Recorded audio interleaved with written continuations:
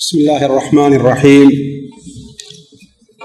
الحمد لله رب العالمين الرحمن الرحيم مالك يوم الدين، ونشهد أن لا إله إلا الله، ونشهد أن سيدنا ومولانا محمدا عبده ورسوله أرسله إلى الناس كافة بشيرا ونذيرا. أما بعد، فإن خير الحديث كتاب الله، وخير الهدي هدي محمد صلى الله عليه وسلم، وشر الأمور محدثاتها، وكل محدثة بدعة، وكل بدعة ضلالة، وكل ضلالة في النار. أعوذ بالله السميع العليم من الشيطان الرجيم. بسم الله الرحمن الرحيم. يا أيها النبي إذا طلقتم النساء فطلقوهن لعدتهن وأحصوا العدة واتقوا الله ربكم لا تخرجوهن من بيوتهن ولا يخرجن إلا أن يأتين بفاحشة مبينة وتلك حدود الله ومن يتعد حدود الله فقد ظلم نفسه لا تدري لعل الله يحدث بعد ذلك أمرا. سبحانك لا علم لنا إلا ما علمتنا إنك أنت العليم الحكيم. رب اشرح لي صدري ويسر لي أمري واحلل عقدة من لساني يفقه قولي واحلل عقدة من لساني يفقه قولي. عزیز ساتھیوں، قابل احترام دینی بھائیوں، السلام علیکم ورحمۃ اللہ وبرکاتہ. آج بروز جمعہ 21 شعبان 1432 ہجری، مکتب توعیت الجالیات زلفی کے اندر ہمیں جس عنوان سے متعلق کچھ کہنے کا حکم دیا گیا ہے وہ اعلان سے ظاہر ہے، یعنی طلاق. میں اس موضوع کو آپ کے سامنے چند عنوان کے تحت رکھتا ہوں. پہلا عنوان مقدمہ کے طور پر ہے، جس میں رشتہ ازدواجیت کی اہمیت کا اختصار کے ساتھ ذکر ہوگا. دوسرا عنوان طلاق کے معنی اور اس کے حکم سے متعلق ہے. تیسرا عنوان طلاق کی قسمیں وقت اور عدد کے لحاظ سے اس کا بیان ہوگا. چوتھا عنوان طلاق کی قسمیں نتیجہ کے اعتبار سے، اور آخری عنوان طلاق سے متعلق بعض ضروری احکام سے متعلق ہے. دیکھیے، اللہ تبارک و تعالی نے حضرت آدم علیہ السلام کو پیدا فرمایا، اور تاریخی روایات سے متعلق حضرت آدم علیہ السلام کو جب تنہائی کا احساس ہوا، اکتاہٹ محسوس ہوئی، تو اللہ تبارک و تعالی نے انہی کے جنس سے، انہی کی بائیں پسلی سے ان کی انسیت کے لیے، ان کے اطمینان کے لیے، ان کے راحت کے لیے ان کی بیوی کو پیدا فرمایا. اس طریقے سے یہ حضرت آدم علیہ السلام کے لیے جہاں ان کی بیوی کا وجود ان کے لیے اطمینان، انسیت اور آرام کا سبب رہا، وہیں ان کے لیے جنسی ضرورت پورا کرنے کا بھی سبب ہوا، اور نسل انسانی کے آگے بڑھنے اور اس نسل کے قیامت تک چلنے کا بھی ایک سبب پیدا ہو گیا. اس طرح آپ اندازہ لگا سکتے ہیں کہ میاں بیوی کا جو تعلق ہے، جو ہمارے اور آپ کے ہاں شرعی طور پر بطور نکاح کے دونوں ایک دوسرے کے ساتھ منسلک ہوتے ہیں، اس کا جہاں ایک فائدہ یہ ہے کہ شوہر یا مرد خاص طور پر اپنی تنہائی کی زندگی میں اپنے گھر کے اندر جب آئے اکیلا پن اور وحشت محسوس نہ کرے، وہیں اس کا دوسرا بڑا اہم فائدہ انسان کے اندر اللہ تبارک و تعالی نے جو جنسی قوت رکھی ہے اس کا پورا کرنا، اور اس کے ساتھ ساتھ سب سے اہم فائدہ کہ انسان جسے اللہ تبارک و تعالی نے اس زمین پر اپنے خلیفے کے طور پر بنایا ہے، اس نسل کے چلنے اور باقی رہنے کا بھی ایک سبب ہے۔ چونکہ یہ علاقہ ازدواجیت اللہ تبارک و تعالی کا مقرر کردہ ہے، اس لیے اللہ تبارک و تعالی کے نزدیک اسے بڑا احترام اور قدسیت حاصل ہے۔ اس کے ساتھ کھیل کرنا، اس کے ساتھ مذاق کرنا، اس کے ساتھ کسی قسم کا ایسا سلوک اور برتاؤ کرنا جس سے اس کے ٹوٹنے کا خطرہ ہو، جس سے اس کے ختم ہو جانے کا خطرہ ہو، یہ چیز اللہ تبارک و تعالیٰ کو قطعاً پسند نہیں، بلکہ اس کے برخلاف اللہ تبارک و تعالیٰ کو یہ ضرور پسند ہے کہ یہ سلسلہ اور یہ تعلق آپس میں قائم رہے۔ بلکہ اللہ کے رسول صلی اللہ علیہ وسلم نے اس رشتے کی قدسیت بیان کرتے ہوئے آپ نے یہاں تک بیان فرمایا کہ 3 قسم کے آدمی ایسے ہیں جن کی مدد اللہ تبارک و تعالی نے اپنے اوپر فرض کر لی، اپنے اوپر واجب کر لیا ہے۔ ان میں سے ایک شخص اللہ تعالیٰ کے راستے میں اس کے دین کی عظمت کے لیے، دین کا جھنڈا بلند کرنے کے لیے جہاد کرنے والا ہے۔ دوسرا وہ شخص جو شادی کر رہا ہے، نکاح کر رہا ہے، اس کے پاس اتنا پیسہ نہیں ہے، اتنا مادہ نہیں ہے، لیکن وہ پاک بازی کی زندگی بسر کرنا چاہتا ہے تو اللہ تبارک و تعالیٰ اس کی مدد کرتا ہے۔ اور تیسرا شخص مکاتب ہے۔ اسی لیے آپ تعجب کریں گے کہ ہر وہ شخص کوئی بھی ہے، اگر اس تعلق جو میاں بیوی کا تعلق قائم ہے، اگر اس میں درار ڈالنا چاہتا ہے، اختلاف پیدا کرنا چاہتا ہے، اسے توڑنا چاہتا ہے، تو اللہ تبارک و تعالیٰ کے نزدیک سب سخت مبغوض، بلکہ اللہ تعالیٰ کے نزدیک وہ ملعون شخص ہے۔ اگر کوئی شخص میاں بیوی کے درمیان اختلاف پیدا کرنا چاہتا ہے تو چنانچہ ایک حدیث میں اللہ کے رسول صلی اللہ علیہ وسلم نے ارشاد فرمایا، سنن ابو داؤد وغیرہ میں، کہ جو شخص بیوی اور شوہر کے درمیان اختلاف پیدا کرنا چاہتا ہے، غلام اور اس کے آقا کے درمیان اختلاف پیدا کرنا چاہتا ہے، وہ ہمارے راستے پر نہیں ہے، وہ ہمارے طریقے پر نہیں، مسلمانوں کے طریقے پر نہیں ہے۔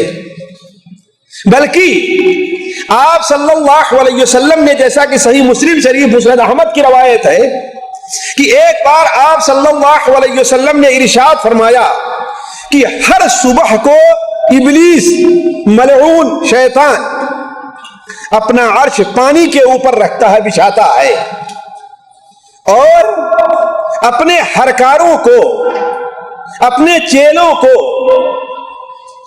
آدم کی اولاد کے درمیان فتنہ پیدا کرنے کے لیے بھیج دیتا ہے۔ جاؤ آپس میں انہیں لڑاؤ، اللہ تعالیٰ کے راستے سے روکو، ان کے درمیان اختلاف پیدا کرو، ان کو گناہ کے اوپر ابھارو، ان سے گناہ کا کام کرواؤ اور عبادت کے کام سے انہیں روکو۔ یہ سارے فرمان دے کر کے بھیجتا ہے۔ تو جو شخص واپس آ کر کے جتنے بڑے فتنے کا ذکر کرتا ہے، اللہ تبارک و تعالی، اللہ کے رسول صلی اللہ علیہ وسلم کا ارشاد ہے کہ شیطان کے نزدیک اتنا ہی وہ محبوب ہوا کرتا ہے۔ جتنا بڑا فتنہ پیدا کر دے وہ، یعنی وہ چیز اللہ تعالیٰ کو جس قدر مبغوض ہوتی ہے شیطان کو اتنی ہی وہ چیز پسند ہوا کرتی ہے۔ ایک شخص آتا ہے، ایک شیطان آتا ہے، ایک شاگرد آتا ہے اور کہتا ہے کہ ہم نے ایسا ایسا کیا، شیطان کہتا ہے کہ بیٹھ جاؤ، تم نے کوئی بڑا کام نہیں کیا ہے۔ دوسرا آتا ہے، کہتا ہے کہ آج ہم نے ایسا ایسا کیا، کہا بیٹھ جاؤ، تم نے کوئی بڑا کام نہیں کیا ہے۔ پھر ایک شیطان آتا ہے کہ میں میاں بیوی کے درمیان میں برابر پڑا رہا، دونوں کو برابر لڑاتا رہا، یہاں تک کہ بیوی نے طلاق طلب کیا اور میاں نے اسے طلاق دے دیا۔ وہ کہتا ہے کہ ہاں تم نے بڑا کام کیا ہے، تم نے بڑا کام کیا ہے۔ اسے اپنے قریب بلا کر کے اسے اپنے سے چپٹا لیتا ہے اور اپنے بغل میں اسے جگہ دیتا ہے۔ اس حدیث، صحیح حدیث سے آپ اندازہ لگا سکتے ہیں کہ میاں بیوی کے درمیان، خصوصی طور پر ایک مسلمان میاں بیوی کے درمیان اختلاف پیدا کرنے اور رشتہ ازدواجیت کے ٹوٹ جانے کی اللہ تبارک و تعالیٰ کے نزدیک کس قدر اہمیت ہے۔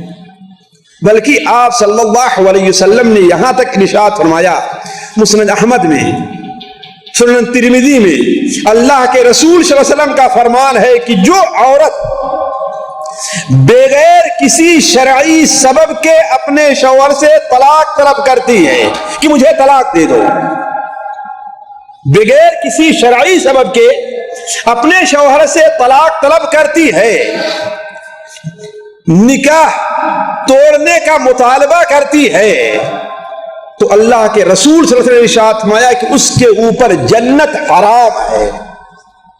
ذرا آپ غور کریں گے کہ رشتہ ازدواجیت کی کس قدر اہمیت اللہ تبارک و تعالیٰ کے نزدیک ہے۔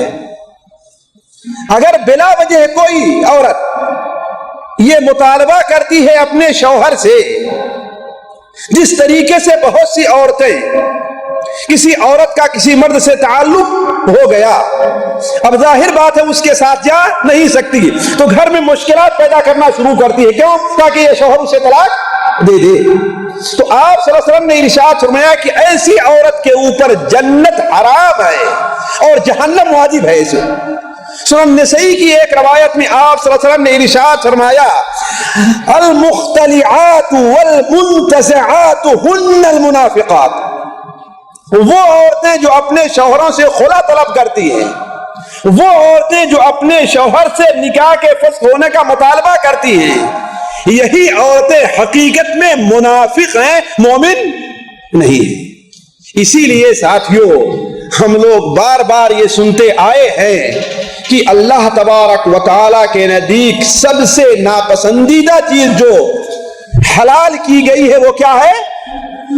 طلاق ہے۔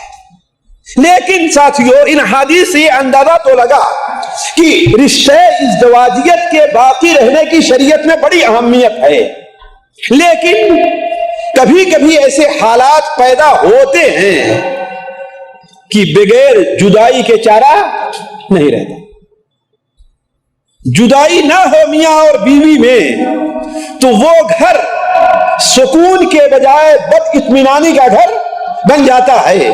جیسا کہ ایک قصہ بیان کیا جاتا ہے کہ حضرت عمر فاروق رضی اللہ تعالی عنہ کے زمانے میں ایک عورت آئی اور کہتی ہے کہ میں اپنے شوہر سے خلا چاہتی ہوں۔ حضرت عمر رضی اللہ عنہ سے کہا اسے لے جا کر کے ایک اندھیرے سے تنگ گھر کے اندر بند کر دو اور اسے کچھ نہیں دینا ہے، پھر صبح اسے لے کر کے میرے پاس آؤ۔ چنانچہ جب صبح وہ نکالی گئی تو اس نے کہتی کہ امیر المومنین، کتنے سالوں کے بعد آج ایک رات ہم نے اطمینان کی گزاری ہے، کتنے سالوں کے بعد آج ایک رات ہم نے اطمینان کی گزاری ہے۔ تو امیر المومنین نے کہا کہ ہاں، اس عورت کو خلا لینے کا حق حاصل ہے۔ کہنے کا مطلب کہ آپ لوگ بھی جانتے ہیں کہ بسا اوقات یہ ضروری ہوتا ہے کہ آپس میں یہ جو رشتہ ہے اسے توڑ دیا جائے، ورنہ نتیجہ کیا نکلتا ہے؟ بہت سے علاقوں میں قتل، عورت کو جلا دینے، یا مرد کے زنا کے اندر واقع ہو جانے، اس قسم کے بہت سے غلط کاموں کے اندر لوگ پڑ جاتے ہیں، جس کی وجہ سے شریعت نے اسلام کی یہ خوبی ہے کہ طلاق کی اجازت دی ہے، جدائی کی اجازت دی ہے۔ ساتھیوں، جدائی کے بہت سے طریقے ہیں، لیکن جو مشہور اور ہم میں سے ہر شخص کو پیش آنے والے ہیں وہ چند ہیں۔ ایک طلاق ہے، دوسرے خلا ہے۔ طلاق شوہر کی طرف سے ہوتا ہے اور خلا عورت کی طرف سے ہے، یا لعان ہے جو مرد عورت دونوں کی طرف سے ہے، یا فسخ ہے جو خاص قاضی کی طرف سے ہے، یا دونوں میں سے کسی ایک کی موت ہے جس کے بعد یہ رشتہ منقطع، دنیاوی طور پر منقطع ہو جاتا ہے۔ آج میں ان چاروں سے متعلق نہ گفتگو کر کے صرف ایک سے متعلق، حالانکہ ساتھیوں یہ چاروں چیزیں ایسی ہیں جس سے متعلق ہر شادی شدہ مرد یا ہر شادی کی خواہش اور رغبت رکھنے والے مرد کے لیے ضروری ہے کہ ان چیزوں سے متعلق معلومات حاصل کرے کہ طلاق کیا ہے، اس کے احکام کیا ہیں، خلا کیا ہے، اس کے احکام کیا ہیں، فسخ کیا ہے، اس کے احکام کیا ہیں، لعان کیا ہے، اس کے احکام کیا ہیں، اور میاں بیوی میں سے ایک کے انتقال کے بعد دوسرے پر کیا احکام مترتب ہوتے ہیں۔ تو ان تمام سے متعلق ظاہر بات آج کی مجلس میں گفتگو نہیں ہو سکتی، میں صرف ایک چیز سے متعلق گفتگو کرنا چاہتا ہوں، وہ ہے طلاق۔ ساتھیوں، پہلی چیز طلاق کا معنی کیا ہے؟ طلاق کا معنی لغت کے اندر چھوڑ دینا، آزاد کر دینا اور جدا کر دینے کے معنی میں۔ اسی سے عربی میں ایک بہت مشہور لفظ طلیق کا آتا ہے، رجل طلیق یعنی بالکل آزاد مرد۔ ہمارے اردو میں ایک لفظ مطلق بولتے ہیں، اسی سے بنا ہوا ہے۔ مطلق کیا ہے؟ اس کی مطلق کوئی گنجائش نہیں ہے، یعنی بالکل آزاد ہے، کوئی پابندی اس کے اندر نہیں پائی جاتی۔ تو اسی سے لفظ طلاق بنا ہے۔ طلاق کے معنی جدا کر دینا، آزاد کر دینا یا چھوڑ دینے کے ہے، لیکن شرعی اصطلاح میں طلاق کہتے ہیں کہ مخصوص الفاظ کے ذریعے عقد نکاح کو فسخ کر دینا طلاق ہے، یا لفظ طلاق اور طلاق پر دلالت کرنے والے کسی لفظ کے ذریعے عقد نکاح کو فسخ کر دیا جائے۔ معلوم یہ ہوا ساتھیوں کہ یہیں سے ایک مسئلہ سمجھ لیجئے، طلاق کے لیے ضروری ہے کہ وہاں پر نکاح ہو۔ جس عورت کے ساتھ نکاح نہیں ہوا ہے اسے طلاق نہیں دیا جا سکتا۔ آپ کہیں گے یہ کیسے ہو سکتا ہے؟ نہیں ہو سکتا ہے۔ کوئی کہے کہ اگر میں نے فلاں عورت سے شادی کیا تو اسے طلاق ہے، ہو سکتا ہے کہ نہیں ہو سکتا ہے؟ بہت تنگ کیے کسی کے ماں باپ کی شادی کر لو شادی کر لو، لیکن وہ تنگ آ کر کہتا ہے ہم نے جس عورت سے بھی شادی کیا اس کو طلاق ہے، تو یہ طلاق واقع نہیں ہوگی۔ ایسی صورت میں اگر شادی کرے طلاق واقع کیوں؟ اس لیے کہ طلاق کہتے ہیں کہ عقد نکاح موجود ہو تو اسے فسخ کیا جائے، تو جو چیز ابھی موجود ہے ہی نہیں اسے فسخ کہاں سے کیا جائے گا؟ تو گویا لفظ طلاق یا اس پر دلالت کرنے والے کسی لفظ سے کے ذریعے عقد نکاح کو فسخ کر دینا یہی طلاق ہے۔ ساتھیوں، طلاق اسلام کی ایک خوبی ہے، اس لیے کہ یہودیت میں طلاق نہیں ہے، نصرانیت میں طلاق نہیں ہے، حتیٰ کہ ہندوازم کے اندر بھی طلاق نہیں۔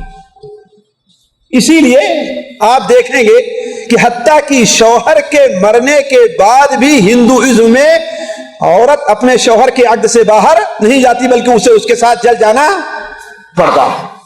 بعد میں بڑی تبدیلیاں کی گئیں اور جو قانون ہوئے لوگ مجبور ہو کر کے طلاق کو کسی نہ کسی شکل میں مانا، چاہے ہندوستان کا قانون ہو یا یہودیوں کا ہو یا نصرانیوں کا ہو، لیکن اصل ان کے مذہب کے اندر طلاق اگر یہودیت میں ہے بھی تو بڑے مخصوص بڑے محدود انداز میں پایا جاتا ہے۔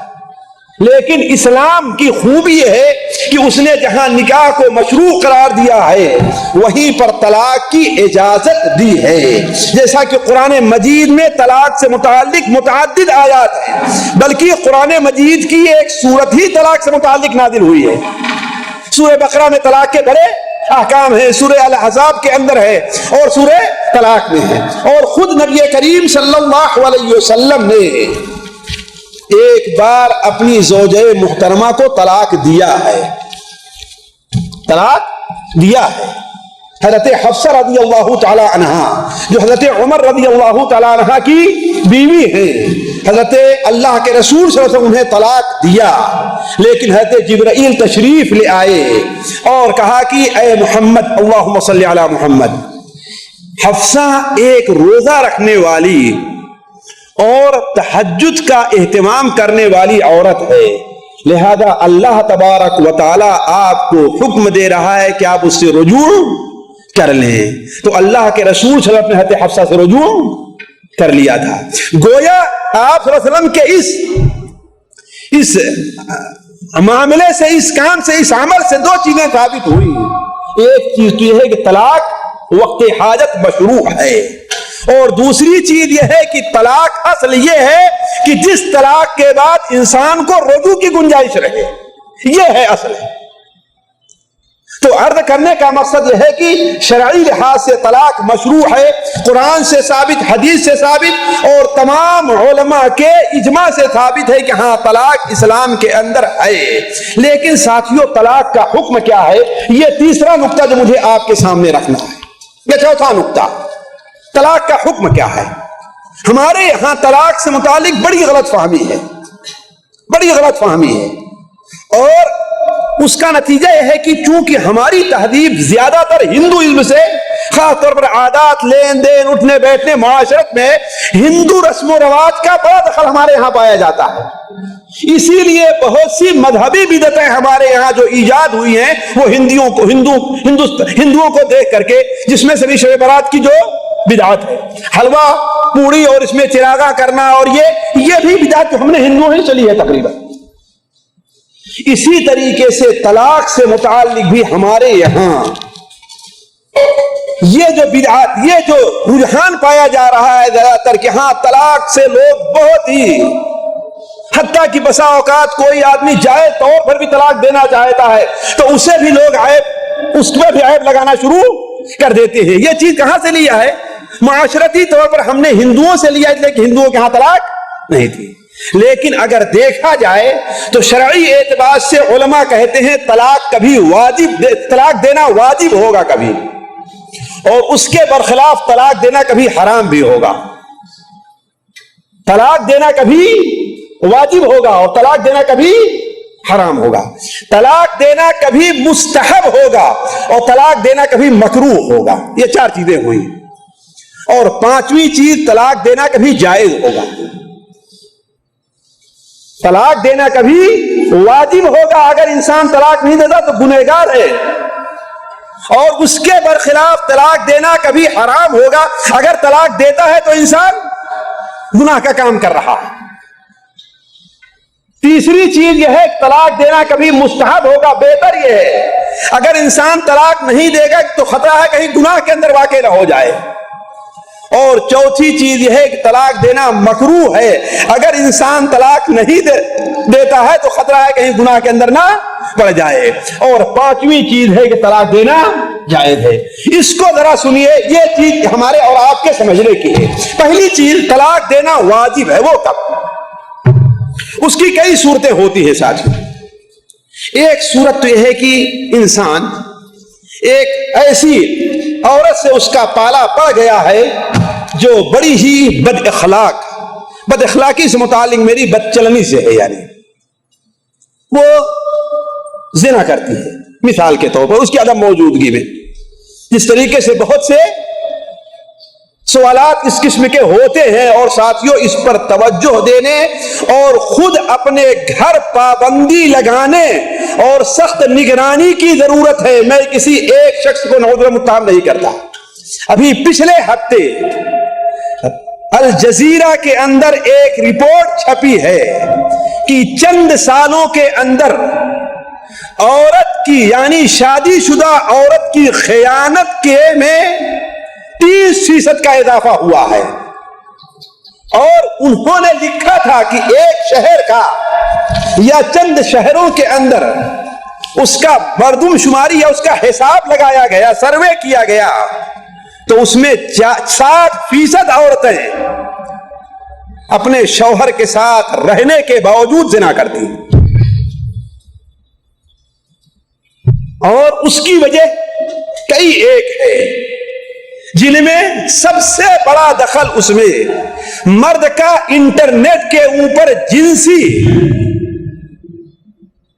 تصاویر کا یا جنسی فلموں کا دیکھنا ہے، جس کی وجہ سے وہ اپنی عورت کی ضرورت پوری نہیں کر سکتے تو عورت اس کے لیے کوئی دوسرا راستہ ڈھونڈتی ہے، اور مرد کا اپنی بیوی اپنے گھر سے ایک لمبی مدت تک غائب رہنا ہے، اس کی متعدد وجہ، اور عورت کو آزادی ملی ہے کہ وہ جہاں چاہے جائے اور آئے، اس پر کوئی پابندی نہیں رہا کرتی ہے، بلکہ اب تو صورتحال یہ ہو گئی ہے کہ ہمارے یہاں اب یہ عیب سمجھا جاتا ہے کہ شادی کے بعد بیوی شوہر کے ماں باپ کے ساتھ رہے، ہے کہ نہیں؟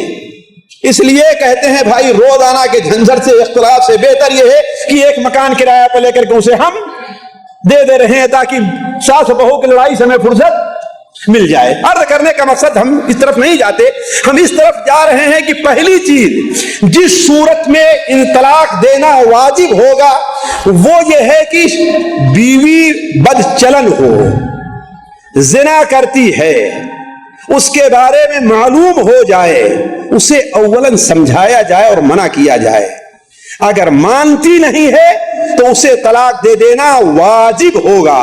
نبی کریم صلی اللہ علیہ وسلم کی حدیث ہے مستدرک حاکم میں حضرت ابو موسیٰ اشعری سے کہ 3 قسم کے لوگ ہیں، وہ دعائیں کرتے ہیں لیکن اللہ ان کی دعا قبول نہیں کرتا، وہ دعا کرتے ہیں لیکن اللہ تعالیٰ ان کی دعا قبول نہیں کرتا۔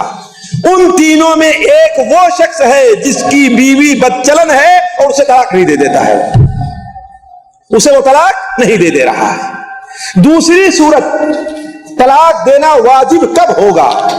ایک شخص ہے اپنی بیوی کے حقوق ادا نہیں کرتا، اپنی بیوی کے حقوق ادا نہیں کر رہا ہے، سمجھایا جا رہا ہے، بیوی مطالبہ کر رہی ہے، اس کے حقوق ادا نہیں کرتا، وہ اپنا معاملہ پنچایت میں لے جاتی ہے، اگر پنچ فیصلہ کر دیں کہ ہاں تم طلاق دو یا بیوی کے حقوق ادا کرو تو ایسی صورت میں یا تو حقوق ادا کرے ورنہ طلاق دینا واجب ہوگا، واجب ہوگا کہ اگر نہیں دیتا ہے طلاق تو وہ سب گنہگار ہوگا۔ وَلَا تُمْسِكُوهُنَّ ضِرَارًا لِتَعْتَدُوا۔ اور تیسری صورت یہ ہے کہ شوہر اگر اپنی بیوی سے ناراض ہو تو اسے اجازت ہے کہ وہ 4 مہینے تک اپنی بیوی کے پاس نہ آنے کی قسم کھا لے، جدا رہنے کی قسم کھا لے۔ لِلَّذِينَ يُولُونَ مِن نِّسَائِهِمْ تَرَبُّصُ 4 أَشْهُرٍ، جو لوگ اپنی بیویوں کے پاس نہ جانے کی قسم کھا لیں انہیں صرف 4 مہینے کے انتظار کی مہلت ہے، بس 4 مہینے کے بعد فَإِنْ فَاءُوا، اگر واپس آ جائیں تو اللہ تبارک و تعالی معاف کرنے والا اور بخشنے والا ہے۔ وَإِنْ عَزَمُوا الطَّلَاقَ، اور اگر 4 مہینہ گزر گیا تو انہیں اجازت نہیں ہے کہ 4 مہینے کے بعد 5 مہینہ بھی دور رہے اپنی بیوی سے، انہیں طلاق دینا واجب ہوگا، یعنی یا تو واپس آئیں اپنے گھر پر اور یا پھر اپنی بیوی کو طلاق دیں۔ یہ چند صورتیں ہیں جس میں بیوی کو طلاق دینا واجب ہوگا، اور ایسی اور بھی بہت سی صورتیں ہو سکتی ہیں کہ بیوی کو طلاق دینا واجب ہوگا۔ دوسری صورت ہے کہ طلاق دینا کبھی کبھی حرام ہے۔ وہ حرام کب ہوگا؟ حرام ہونے کی بھی متعدد صورتیں ہیں ساتھیوں۔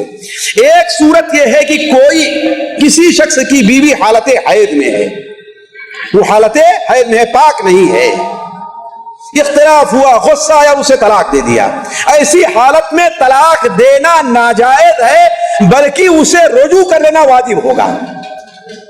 رجوع اگر طلاق دے بھی دیا غصے میں تو اس کے اوپر واجب ہے کہ وہ رجوع کر لے، جیسا کہ حضرت عبداللہ ابن عمر رضی اللہ عنہ کا معاملہ ہے، صحیح بخاری شریف پہ ہے کہ انہوں نے اپنی بیوی کو حالت حیض میں طلاق دے دیا تو اللہ کے رسول صلی اللہ علیہ وسلم نے کیا کہا؟ ناراض ہوئے اور کہا حضرت عمر سے کہ ان سے کہو کہ رجوع کر لے۔ دوسری صورت یہ ہے کہ ایسے ذرا غور کریں گے، اس پر کم لوگ توجہ دیتے ہیں، ایسے طہر میں پاکی کی حالت میں اپنی بیوی کو طلاق دے جس طہر کے اندر اپنی بیوی سے مل چکا ہے، ہم بستر ہو چکا ہے اور حمل کا ہونا ظاہر نہیں ہے، ایسی حالت میں بھی طلاق دینا جائز نہیں ہے، حرام ہے۔ یعنی سمجھنے کی کوشش کریں، عورت حالت حیض میں نہیں ہے کہ اس سے ملا نہیں جا سکتا، عورت حالت طہر میں ہے، پاکی میں ہے، اور اس پاکی کی حالت میں میاں بیوی دونوں آپس میں مل بھی ایک دوسرے سے مل چکے ہیں، تو اب ایسی حالت میں جب تک اسے دوبارہ حیض نہ آئے اور حیض آنے کے بعد دوبارہ پاک نہ ہو جائے اسے طلاق دینا جائز نہیں ہے۔ اسلام نے اس سے منع کیا ہے، اور اس کی وہی دلیل جو ہم نے حضرت عبداللہ ابن عمر کی حدیث بیان کی کہ اللہ کے رسول صلی اللہ علیہ وسلم نے ارشاد فرمایا ان سے کہو رجوع کرے، پھر اپنے بیوی کو رو کے رکھیں، پھر وہ طہر پاک ہو، پھر اس کے بعد حیض آئے اور حیض کے بعد جب دوبارہ طہر میں ہو تب اسے طلاق دیں یا تو پھر اس کو اپنے ساتھ رکھیں۔ اسی طریقے سے تیسری صورت طلاق کی طلاق یہ ہے کہ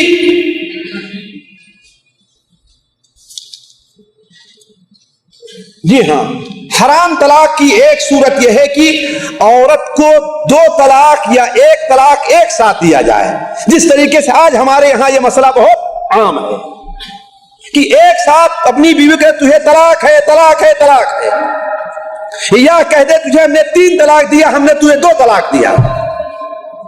یہ صورت بھی طلاق کے حرام ہونے کی ہے، یہ صورت بھی طلاق کے حرام ہونے کی ہے۔ اللہ کے رسول صلی اللہ علیہ وسلم کے سامنے ایک ایسا واقعہ پیش آیا، آپ اس پر سخت ناراض ہوئے اور کہا کہ اللہ کی کتاب کے ساتھ مذاق کیا جا رہا ہے، میں تمہارے درمیان موجود ہوں۔ اسی لیے خصوصی طور پر فقہ حنفی کے اندر ایک ساتھ 3 طلاق دینا گناہ کبیرہ میں داخل ہے۔ یہ بڑی اہم چیز ہے جو آج ہمارے یہاں شادی شدہ جوڑوں کو بتایا نہیں جاتا، بلکہ لوگ یہ سمجھتے ہی نہیں کہ ایک ساتھ 3 طلاق دینا بھی کوئی گناہ کا کام ہے یا ناجائز ہے، بلکہ بہت سے لوگ یہ سمجھتے ہیں کہ اگر ایک ساتھ 3 طلاق نہ دی جائے تو طلاق واقعی نہیں ہوگی، حالانکہ شرعی طور پر ایک ساتھ 3 طلاق دینا کیا ہے؟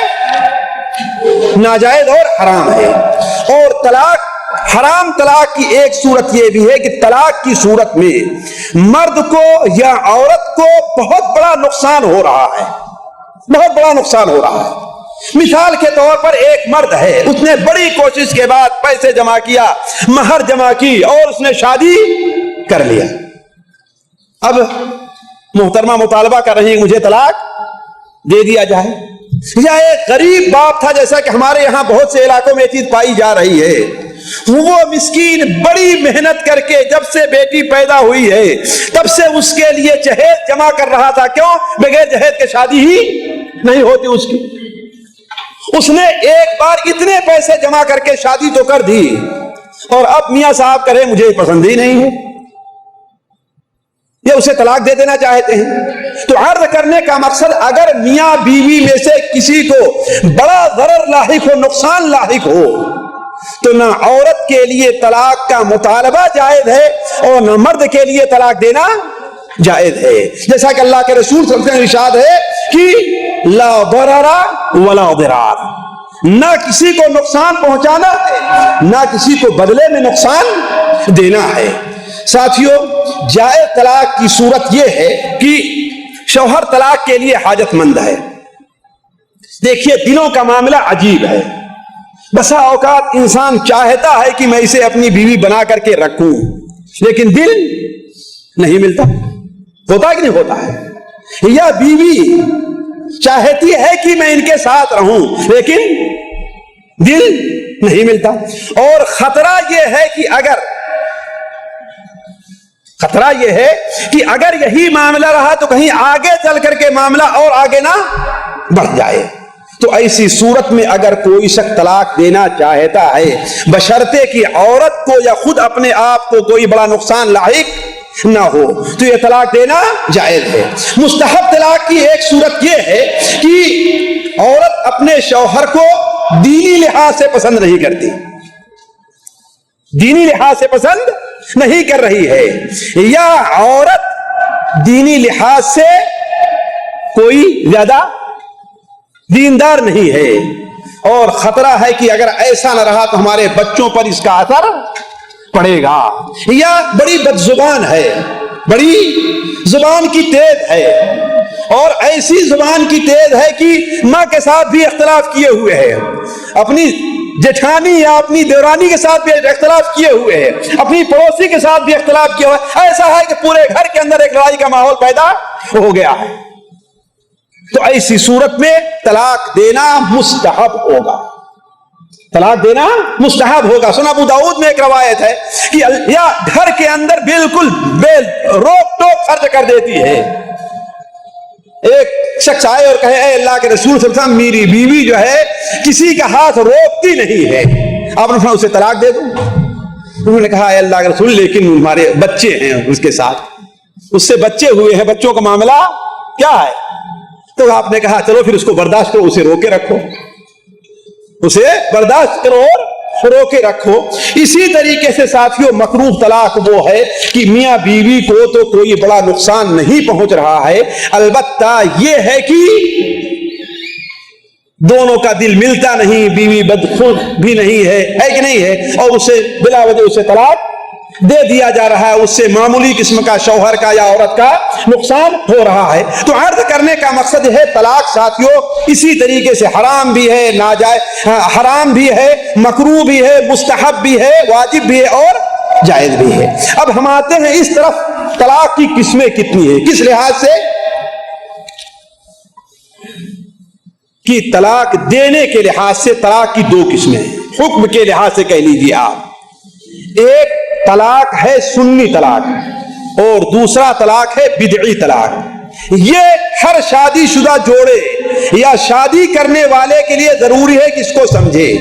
سنی طلاق وہ ہے جو سنت کے مطابق ہے, اور بدعی طلاق وہ ہے جو بدعت ہے, سنت کے خلاف ہے. سنی طلاق وہ ہے جو سنت کے مطابق ہے. اللہ کے رسول صلی اللہ علیہ وسلم نے حضرت علی بن طالب نے ارشاد فرمایا کہ جو شخص سنت کے مطابق طلاق دے گا وہ کبھی شرمندہ نہیں ہوگا. سنت کے مطابق جو انسان طلاق دے گا وہ کبھی شرمندہ نہیں ہوگا. شرمندگی کیوں ہوتی ہے؟ مولوی صاحب پاس بھاگ کر کیوں جاتے ہیں؟ حلالہ کی ضرورت کیوں پڑتی ہے؟ اس لیے کہ سنت کے مطابق طلاق نہیں دی گئی ہے. اگر انسان سنت کے مطابق طلاق دے اور سنت کا جو طریقہ ہے طلاق دینے کا اس کی پابندی کر لے تو کبھی بھی کسی انسان کو شرمندہ ہونا نہیں پڑے گا. اور اللہ کے رسول صلی اللہ علیہ وسلم نے خود اللہ تبارک و تعالی نے بڑی وضاحت کے ساتھ ان کے احکام بیان کر دیے ہیں کہ کس طریقے سے طلاق انسان کو دینا چاہیے. مثال کے طور پر پہلی چیز سنت کے طلاق, سنی طلاق وہ ہے جو سنت کے مطابق ہو. اس کی چند صورتیں ہیں کہ انسان طلاق اپنی بیوی کو دے تو اس حال میں دے کہ اس کی بیوی پاک ہو, حیض سے نہ ہو, اور اس پاکی کی حالت میں اپنی بیوی سے مل نہ چکا. اور تیسری چیز ہے کہ ایک طلاق دے. پہلی صورت سمجھ لیا نا, پہلی صورت کیا ہے طلاق کے, سنی طلاق کی, کہ پاکی کی حالت میں طلاق دے, اس پاکی میں اپنی بیوی سے ملاقات کا معنی یعنی میاں بیوی کے تعلقات قائم نہ ہوئے ہوں. اور تیسری چیز کیا ہے, ایک طلاق دے.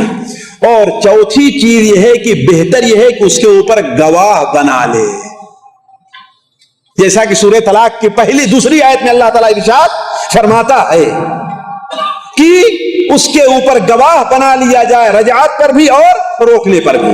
تو یہ ساتھیوں پہلی صورت میں 4 شرطیں ہیں طلاق کے سنی ہونے کی. پہلی شرط یہ ہے کہ حالت طہر میں طلاق دی جائے, اسے حیض نہیں ہونا چاہیے. دوسری صورت یہ ہے کہ ایک ہی طلاق دی جائے, 2 یا 3 طلاق نہ دی جائے۔ تیسری شرط یہ ہے کہ اس طہر میں اپنی بیوی سے جنسی تعلقات نہ قائم کیا ہو، اور چوتھی شرط یہ ہے کہ گواہ بنا لے۔ طلاق سنی کی دوسری شرط ہے کہ اگر بیوی کو حمل ہے تو اس حال میں اپنی بیوی کو طلاق دے اور اس کے اوپر گواہ بنا لے۔ ساتھیو ایسا کیوں ہے؟ اس لیے کہ شوہر کو اگر معلوم ہو جائے کہ میری بیوی حمل سے ہے تو شاید چھوڑنا نہ چاہے، کیوں سب اس کا اب اسی صورت میں چھوڑے گا جب بڑا ہی مجبور ہو گیا رہے گا تو حالت حمل میں طلاق دے اور ایک ہی طلاق دے، دو طلاق نہ دے۔ جیسا کہ ابھی اس سے پہلے گزرا کہ ایک ساتھ دو طلاق اور تین طلاق دینا کیا ہے؟ ناجائز اور حرام ہے۔ تیسری صورت یہ ہے کہ وہ عورت جس کا حیض رک گیا ہے یا اسے حیض آیا ہی نہیں ہے، جس کا حیض رک گیا نہیں، امید عورت 45 سال 50 سال کی ہو گئی ہے، اسے حیض نہیں آتا، تو اسے جب بھی چاہے شوہر طلاق دے سکتا ہے، لیکن ایک طلاق دے گا اور بہتر یہ ہے کہ طلاق کے اوپر گواہ بنا لے۔ یہ طلاق کی سنت کے مطابق ہے، جیسا کہ اللہ کے رسول ارشاد ہے کہ یا ایھا الذین آمنوا اذا طلقتم النساء فطلقوهن لعدتهن، اے وہ لوگوں جو ایمان لے آئے ہو، اگر اپنی عورتوں کو طلاق دو تو ان کی عدت میں طلاق دو، ان کی عدت میں۔ اس کی تفسیر بیان کرتے ہوئے نبی کریم صلی اللہ علیہ وسلم نے ارشاد فرمایا حضرت عبداللہ ابن عمر سے، جب انہوں نے اپنی بیوی کو حالت حیض میں طلاق دے دیا تھا تو آپ نے فرمایا کہ ان سے کہو رجوع کر لے، پھر اس کے بعد رکے رہے یہاں تک کہ وہ پاک ہو جائے، پھر اسے دوبارہ جب پاکی آئے، پاک ہو جائے تو اپنی اس سے تعلق قائم نہ کریں، پھر دوبارہ حیض آئے اور حیض کے بعد جب وہ پاک ہو جائے تو اسے طلاق دے حالت طہر میں، یا جب اس کا حمل واقع ہو گیا ہے تب اس کو طلاق دے۔ تو ساتھیوں سنت کا اصل طریقہ یہ ہے کہ انسان اپنی بیوی کو ایک طلاق دے، طلاق پر بہتر یہ ہے کہ گواہ بنا لے، اور ایسی حالت میں طلاق دے کہ جب عورت پاک ہو یا حالت حمل سے ہو۔ اسی طریقے سے ساتھیوں بدعی طلاق کیا چیز ہے؟ جو سنی طلاق کے خلاف ہو۔ بدعی طلاق وہ ہے جو سنی طلاق کے خلاف ہو۔ اس کی متعدد صورتیں ہیں۔ پہلی صورت یہ ہے کہ حالت حیض میں طلاق دیا جائے، حالت حیض میں، لیکن ایسی صورت میں واجب ہے کہ حالت حیض میں اگر طلاق دے رہا ہے، پہلی طلاق دے رہا ہے، دوسری طلاق دے رہا ہے تو رجوع کرنا واجب ہوگا اس کے اوپر۔ رجوع کرنا، اگر رجوع نہیں کرتا تو گنہگار ہوگا۔ اسی طریقے سے بدعی طلاق کی دوسری صورت یہ ہے کہ حالت طہر میں طلاق دے جس میں اپنی بیوی سے جنسی تعلقات قائم کر چکا ہو۔ اس صورت میں بھی واجب ہے کہ اپنی بیوی سے وہ رجوع کر لے۔ بعض علماء کہتے ہیں رجوع کرنا مستحب ہے بشرطے کہ پہلی یا دوسری طلاق ہو۔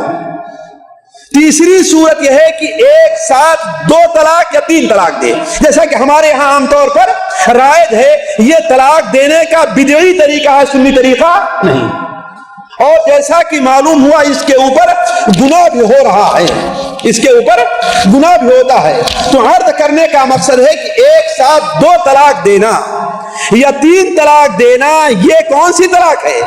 بدعی طلاق ہے، بدعات کا طریقہ ہے، سنت کا طریقہ نہیں ہے، بلکہ اللہ کے رسول صلی اللہ علیہ وسلم اس کے اوپر اس قدر ناراض ہوئے، جیسا کہ سنن نسائی میں حضرت لبید کی روایت ہے کہ اللہ کے محمود بن لبید کی کہ اس قدر ناراض ہوئے کہ ایک صحابی اٹھتے ہیں اور کہتے ہیں آپ فرمائے تو میں اس کو قتل کر دوں، اس قدر ناراض ہوئے آپ۔ اب یہاں پر ساتھیوں ایک سوال ہوتا ہے، کیا بدعی طلاق واقع ہوگی کہ واقع نہیں ہوگی؟ بدعی طلاق جب دی جا رہی ہے تو آیا واقع ہوگی کہ واقع نہیں ہوگی؟ اس سلسلے میں اہل علم کا اختلاف ہے۔ بعض علماء کہتے ہیں کہ بدعی طلاق واقع نہیں ہوگی، یعنی کوئی آدمی اپنی بیوی کو اگر حالت حیض میں طلاق دے رہا ہے مثال کے طور پر تو طلاق واقع نہیں ہوگی، تین طلاق دے رہا ہے تو واقع نہیں ہوگی۔ لیکن ناچیز کے نزدیک علماء کے اقوال پڑھنے کے بعد اور احادیث پر نظر رکھنے کے بعد ایسا معلوم ہوا کہ بدعی طلاق واقع ہوگی، لیکن بدعی طلاق کے لحاظ سے اس کا حکم بدلتا رہے گا۔ مثال کے طور پر بدعی طلاق اگر اس نے حالت حیض میں دیا ہے تو طلاق واقع ہوگی، البتہ رجوع کرنا واجب ہوگا۔ حالت طہر میں دیا ہے جس میں جماع کر چکا تھا تو طلاق واقع ہوگی، البتہ اسے رجوع کر لینا ہوگا۔ اور ایک ساتھ 2 یا 3 طلاق دے رہا ہے تو اس سلسلے میں بھی اہل علم کا اختلاف ہے کہ آیا یہ ایک طلاق شمار ہوگی یا تینوں طلاق شمار ہوگی یا کوئی طلاق شمار نہیں ہوگی۔ یہ 3 مذہب اہل علم کا، ایک طلاق شمار ہوگی یا 3 طلاق شمار ہوگی یا ایک بھی طلاق شمار نہیں ہوگی۔ اس سلسلے میں بھی آپ کے سامنے تفصیل کے ساتھ چند باتیں رکھوں گا کہ اس سلسلے میں اصل مسلک یہ ہے کہ ایک ساتھ ایک مجلس میں خواہ ایک لفظ کے ساتھ ہو یا الگ الگ الفاظ میں ہو، 3 طلاق دی جائے یا 2 طلاق دی جائے تو شرعی طور پر قرآن اور حدیث کی روح سے ایک طلاق واقع ہوگی، قرآن اور حدیث کی روح سے ایک طلاق واقع ہوگی۔ کیوں؟ اس کی میں 5 وجہ ذکر کرتا ہوں، 5 دلیلیں اس کی لیتا ہوں، جبکہ اس کی اور بھی بہت سی دلیل ہے۔ ساتھیوں، پہلی دلیل یہ ہے کہ قرآن مجید میں اللہ تبارک و تعالیٰ طلاق سے متعلق فرماتا ہے الطلاق مرتان۔ اللہ نے کیا بیان فرمایا؟ طلاق 2 مرتبہ ہے، یہ نہیں کہا کہ طلاق 2 ہے۔ اور مرتبہ کس کو کہتے ہیں؟ ایک کے بعد دوبارہ طلاق دی جائے، ہے کہ نہیں؟ معلوم یہ ہوا کہ اصل طلاق یہ ہے جو 2 مرتبہ میں دی جائے۔ اب اگر ایک مرتبہ دے دی جا رہی ہے تو گویا وہ طلاق شرعی طلاق نہیں، وہ طلاق شرعی طلاق نہیں ہے۔ دوسری بات یہ ہے کہ اللہ کے رسول صلی اللہ علیہ وسلم نے حضرت عبداللہ ابن عمر نے جب طلاق دیا تھا تو آپ نے ان سے کیا فرمایا کہ حالت حیض میں اس سے کہو رجوع کر لے، پھر پاک ہو تو اس کو چھوڑے رکھے، پھر حیض آئے اور پاک ہو تو اسے ایک طلاق دے۔ آپ نے کیا فرمایا؟ ایک طلاق دے۔ یہی وہ عدت ہے جس عدت میں اللہ کے رسول صلی اللہ علیہ وسلم نے اپنی بیویوں کو طلاق دینے کا حکم دیا ہے۔ تیسری دلیل اس کی یہ ہے کہ صحیح مسلم شریف میں، سنن ابو داود میں اور متعدد کتب حدیث میں حضرت عبداللہ ابن عباس رضی اللہ تعالیٰ عنہ کی روایت ہے کہ اللہ کے رسول صلی اللہ علیہ وسلم کے زمانے میں، حضرت ابوبکر صدیق کے زمانے میں اور حضرت عمر رضی اللہ تعالیٰ عنہ کے خلافت کے ابتدائی 2 سالوں میں ایک ساتھ یا ایک مجلس میں دی گئی 1 سے زائد طلاقوں کو ایک طلاق شمار کیا جاتا ہے۔ یہ ایسی حدیث ہے ساتھیوں جس کی تعبیر کی کوئی گنجائش نہیں ہے۔ حضرت عبداللہ ابن عباس نے کیا بیان فرمایا؟ اللہ کے رسول زمانے میں، حضرت عمر صدیق کے زمانے میں، حضرت عمر کے خلافت کے ابتدائی 2 سالوں کے اندر ایک مجلس کی 3 طلاقوں کو ایک شمار کیا جاتا تھا۔ اور ساتھیوں، یہ بھی سوچنے کی بات ہے کہ یہ بتائیں کہ ڈاکٹر کے پاس آپ گئے، ڈاکٹر آپ کو 3 خوراک دوا دیتا ہے اور کہتا ہے ایک دوپہر کو کھانا، ایک شام کو کھانا اور ایک دوسرے دن صبح کو کھانا، ہے نا؟ یا ایک صبح کھاؤ، ایک دوپہر کو کھاؤ اور ایک شام کو کھاؤ۔ آپ نے سوچا کون دن بھر اس کے اندر اپنے دل کو اٹکائے رکھے، پانی لیا اور تینوں ایک ساتھ کھا گئے۔ بھلا بتائیے 3 خوراک کا کام دے گی کہ 1 خوراک کا کام دے گی؟ جی، اور نقصان اوپر سے ہوگا۔ کام بھی ایک ہی خوراک کا دیا اور نقصان کیوں؟ اس لیے کہ اس نے کیا کہا ہے؟ 3 بار میں کھانا ہے۔ یہ نہیں کہا کہ 3 گولیاں کھانا ہے، یہ نہیں کہا کہ 3 گولیاں کھانا، کیا کہہ رہا ہے؟ 3 بار میں۔ ایسے ہی اللہ نے فرمایا کہ 3 بار میں طلاق دو، ہے کہ نہیں ہے؟ تجھے 3 بار طلاق دینے کا اختیار حاصل ہے۔ پہلی بار طلاق دینے کے بعد رجوع ہو سکتا ہے، دوسری بار طلاق دینے کے بعد رجوع ہو سکتا ہے اور تیسری بار طلاق دینے کے بعد رجوع نہیں ہو سکتا، ہے کہ نہیں؟ تو اب اگر کوئی شخص ایک ساتھ تینوں طلاق دے رہا ہے یا 2 طلاق دے رہا ہے تو شمار تو ایک ہی ہوگی اور گناہ اور نقصان اوپر سے ہونے والا ہے، گناہ ہونے والا اور نقصان اوپر سے ہونے والا ہے۔ تو عرض کرنے کا مقصد یہ ہے کہ قرآن اور حدیث کی روح سے ایک مجلس کی 3 طلاق ایک ہی ہوتی ہے۔ اس کی چوتھی دلیل جو اور بھی واضح ہے، سنن ابو داؤد میں حضرت عبداللہ ابن عباس سے مروی ہے کہ حضرت عبد ابن یزید ابو رکانہ نے اپنی بیوی کو 3 طلاق دے دیا تھا، اپنی بیوی کو 3 طلاق دیا۔ پھر اللہ کے رسول صلی اللہ علیہ وسلم خدمت میں حاضر ہوئے، آپ نے کہا ان سے کہ اپنی بیوی سے رجوع کر لو۔ انہوں نے کہا اے اللہ کے رسول ہم نے 3 طلاق دے دیا ہے۔ آپ نے فرمایا مجھے معلوم ہے کہ تم نے 3 طلاق دیا ہے، انہا واحدہ، یہ تینوں طلاق ایک شمار ہوگی، تو اپنے بیوی سے رجوع کر لو۔ سنن ابو داؤد کے اندر ہے اور متعدد علماء نے اس حدیث کو صحیح قرار دیا ہے۔ تو یہ دونوں حضرت عبداللہ ابن عباس کا جو صحیح مسلم شریف میں ہے، اور یہ حدیث اس لیے طریقے سے بارے بالکل واضح ہے کہ بدعی طلاق جو ایک مجلس میں 3 دی جائے یا 2 دی جائے وہ واقع ہونے کے لحاظ سے ایک شمار ہوگی، واقع ہونے کے لحاظ سے ایک شمار ہوگی، 2 نہیں ہوگی۔ اور 5ویں وجہ ساتھیوں، آپ دیکھیں کہ اس وقت علماء کا بڑا اختلاف ہے اور ہندوستان میں اسی پر لڑائیاں ہوا کرتی ہیں، ہے کہ نہیں؟ اور اہل حدیثوں کو جو لوگ ایک مجلس کی 3 طلاق کو ایک مانتے ہیں ان کو بڑا برا بھلا بھی کہا جاتا ہے۔ لیکن ذرا سوچنے کی بات ہے، اسلام ایسا مذہب ہے جو آسان مذہب ہے بات صحیح کہ نہیں صحیح؟ اسلام کی ایک خوبی ہے ما جعل علیکم فی الدین من حرج، اللہ نے تمہارے دین میں کوئی حرج اور سختی نہیں رکھی ہے۔ اور نبی کریم صلی اللہ علیہ وسلم کو جب بھی 2 ایسے معاملات کا اختیار دیا گیا کہ یا آپ اس کو اختیار کیجئے یا اس کو اختیار کیجئے، تو آپ اسی عمل کو اختیار کرتے تھے جس میں امت کے لیے آسانی ہوا کرتی تھی۔ تو ذرا آپ سوچیں، ایک مجلس کو 3 طلاق ایک مجلس کی 3 طلاق کو 3 ماننا آسان ہے امت کے لیے یا ایک ماننا امت کے لیے آسان ہے؟ ایک ماننا آسان ہے۔ تو اس لیے بھی چونکہ امت کی اس میں لیے آسانی ہے، اور آپ جانتے ہیں کہ ایک مجلس کی 3 طلاق کو ایک نہ ماننے کی وجہ سے کتنے برائیاں پیدا ہوتی ہیں، حتیٰ کہ بہت سے علماء لوگوں کو ناجائز کام کا حکم دیا کرتے ہیں۔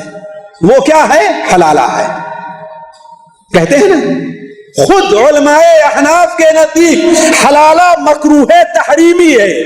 کیوں؟ اللہ کے رسول صلی اللہ علیہ وسلم اس کے اوپر لعنت بھیجی ہے۔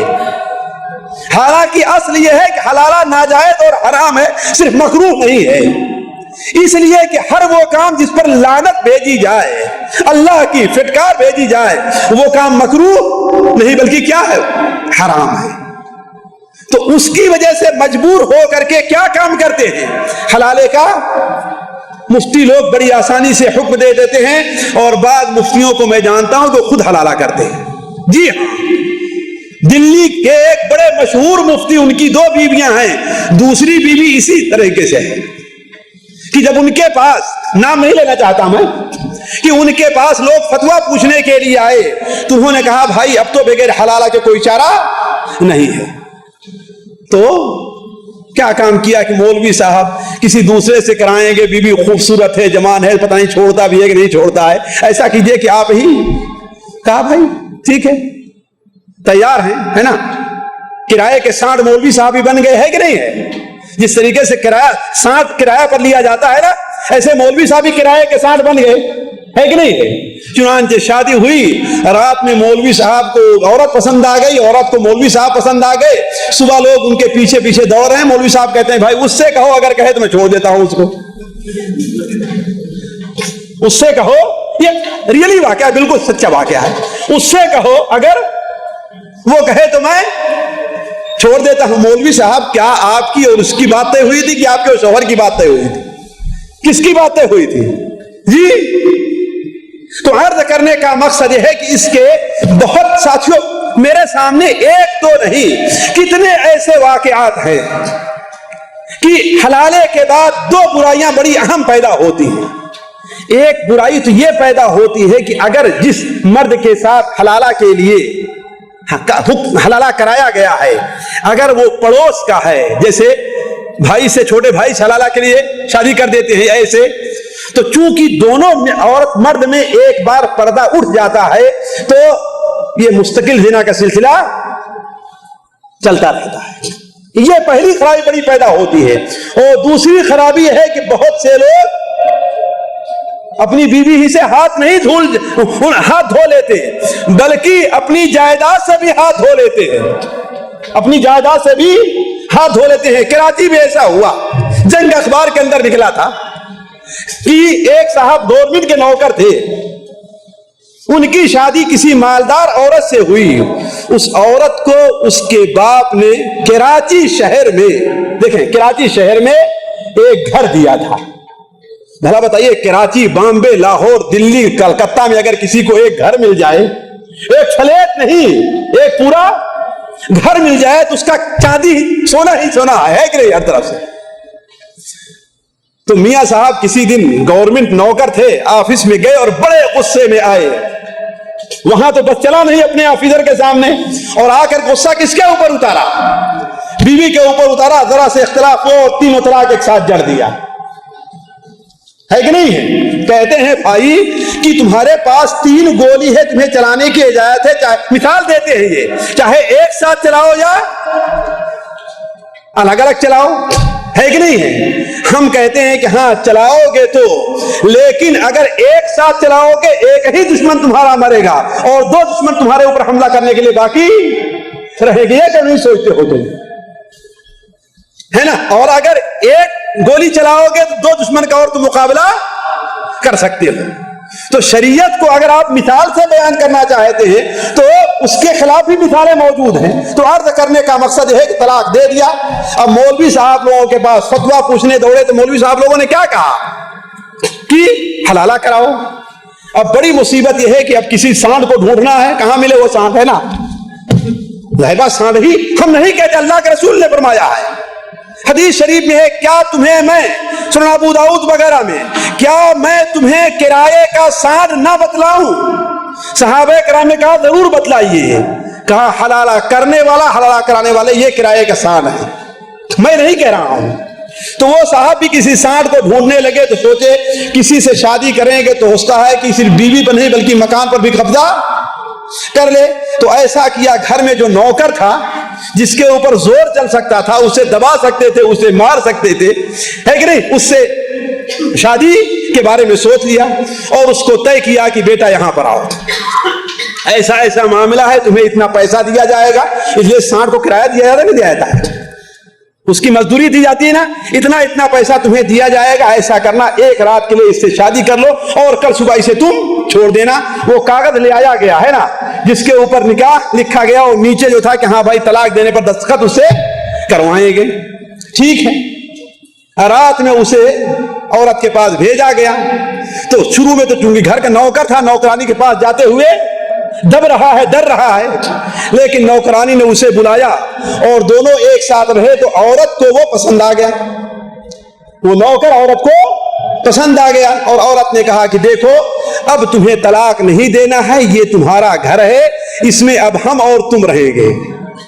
ہم اور تم رہیں گے۔ بھلا بتائیے کسی کو اتنا بیوی ہی نہیں بلکہ اتنا اچھا گھر کراچی میں مل رہا ہے اس کو، اب تک 1000-1500 کا نوکر تھا، اب لاکھوں اور کروڑوں کا مالک بن جا رہا ہے، کون چھوڑنے والا ہے؟ چنانچہ صبح کو ہوئی، اب دروازے پر چارپائی بچھا کر کے جاگیردار کی طرح بیٹھا ہوا، نمبردار کی طریقے سے وہ، اس لیے کہ اس کا وہ گھر ہے۔ اب ادھر سے پرانے میاں کاغذ لے کے صبح جیسے ہوئی نہیں، رات بھر تو نیند نہیں آئی ہوگی، ہے نا، بھاگے ہوئے آتے ہیں کاغذ، کہتے ہیں کہ او لڑکے اس پر دستخط کرو۔ تو کہتا ہے دستخط کیسی دستخط؟ کہا کہ طلاق کی دستخط کرو۔ کہا کہ کیسی دستخط؟ اب غصے میں آئے، جیسے کہ روزانہ اس کے اوپر اپنا روب جماتے تھے کہ بھی ماروں گا ایک تھپڑ تمہیں کھینچ کے۔ اندر سے بیوی نکلی، کہا کمینے کہیں کہ بھاگ کھڑے ہو یہاں سے، تمہارا اس میں کوئی اختیار نہیں ہے، گھر میرا ہے۔ چنانچہ منہ لے کر کے اپنا واپس چلے آئے. تو عرض کرنے کا مقصد ہے کہ اس لحاظ سے بھی امت کے لیے اس کے اندر آسانی ہے. اس لیے بھی ہم کہتے ہیں کہ بدعی طلاق جو ایک مجلس کی 3 ہے وہ ایک واقع ہوگی، 3 واقع نہیں ہوگی. آخری بات ساتھیوں جو نقطہ رہ گیا وہ یہ ہے، بلکہ آخری سے پہلے والا نقطہ، کہ طلاق کی قسمیں نتیجہ کے لحاظ سے. یہ تو طلاق کی قسمیں تھی کس لحاظ سے؟ واقع ہونے کے لحاظ سے. لیکن نتیجہ کے لحاظ سے طلاق کی ساتھیوں 2 قسمیں ہیں. ایک طلاق بائن ہے اور ایک طلاق رجعی ہے. طلاق رجعی کہتے ہیں وہ طلاق جس کے بعد شوہر کو اپنی بیوی سے رجوع کرنے کا حق حاصل ہو. یعنی پہلی طلاق دیا، دوسری طلاق دیا، رجوع کرنے کا حق حاصل ہے. یہ طلاق رجعی ہے.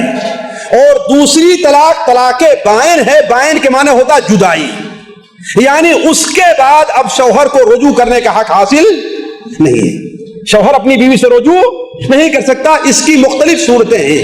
ایک صورت تو یہ ہے کہ شوہر کبھی بھی رجوع نہیں کر سکتا. شوہر پوری زندگی کبھی رجوع نہیں کر سکتا، نیا نکاح بھی نہیں کر سکتا ہے. حتیٰ کہ اگر وہ دوسرے شوہر سے بھی شادی کر لے پھر بھی اس کے ساتھ رجوع نہیں کر سکتا. یہ وہ طلاق ہے جو لعان کے بعد طلاق ہوتی ہے. یعنی مثال کے طور پر شوہر نے اپنی بیوی کے اوپر زنا کی تہمت لگائی اور بیوی انکار کر رہی ہے، تو شوہر لعان کرے گا، قسم کھائے گا 4 بار کہ میں قسم کھاتا ہوں کہ میں سچا ہوں، میں قسم کھاتا ہوں کہ میں سچا ہوں، میں قسم کھاتا ہوں کہ میں سچا ہوں، میں قسم کھاتا ہوں کہ سچا ہوں. اور 5ویں بار کہے گا میرے اوپر اللہ تعالیٰ کی لعنت ہو اگر میں جھوٹا ہوں تو. اس کے بعد عورت اٹھے گی اور کہے گی میں قسم کھاتی ہوں کہ وہ جھوٹا ہے، میں قسم کھاتی ہوں کہ وہ جھوٹا ہے، میں قسم کھاتی ہوں کہ وہ جھوٹا ہے. اور 5ویں بار کہے گی میرے اوپر اللہ کا غضب نازل ہو اگر وہ سچا ہے. اس کے بعد میاں بیوی میں جدائی ہو جائے گی، وہ زندگی بھر کبھی اکٹھا نہیں ہو سکتے. اسی طریقے سے ایک بیرونہ کبرا کی یہ صورت ہے کہ شوہر اپنی بیوی کو 3 طلاق دے دیا ہے، یعنی الگ الگ مجلس میں 3 طلاق دے دیا ہے. اب اس بیوی سے کبھی رجوع نہیں کر سکتا الا کہ وہ اپنی خواہش سے کسی مرد سے شادی کرے اور وہ مرد اپنی خواہش سے اسے طلاق دے. طے کر کے شادی نہیں ہونی چاہیے. اپنی خواہش سے شادی کیا اور اپنے خواہش سے طلاق دے دے تو نئے سرے سے دوبارہ نکاح ہو سکتا ہے. طلاق بائن ایک یہ ہے کہ شوہر اپنی بیوی سے مطالبہ کرے کہ تم مجھے چھوڑ دو، میں اپنی مہر معاف کرتی ہوں، جسے خلا کہا جاتا ہے. جسے خلا کہا جاتا ہے. خلا کر لینے کے بعد بھی دونوں میں جدائی ہو جائے گی، البتہ نئے نکاح سے دوبارہ دونوں کا نکاح ہو سکتا ہے. تیسرے مرد سے دوسرے مرد سے شادی کرنے کی ضرورت نہیں، نکاح ہو سکتا ہے. سمجھنے کی کوشش کریں. ایک شوہر ہے، ایک عورت ہے. عورت کا دل شوہر سے نہیں لگتا یا کوئی وجہ ہے، یا شوہر بدچلن ہے، نمازی نہیں ہے. عورت چاہتی ہے کہ میرا شوہر دیندار ہو، یہ سوچتی کہ اس کے ساتھ رہوں گی تو میرا معاملہ نہیں بنے گا. تو شوہر سے وہ مطالبہ کر سکتی ہے کہ ہاں آپ مجھے چھوڑ دیں، میری جتنی مہر ہے میں معاف کرتی ہوں، کوئی بات نہیں. ہمارے ابا نے جو کچھ جہیز دیا میں اس کو چھوڑتی ہوں، آپ مجھے چھوڑ دیں. یہ نکاح خلا کہلاتا ہے. کیا کہلاتا ہے یہ؟ ایسا کر لینے کے بعد عورت شوہر کے عقد سے نکل جاتی ہے.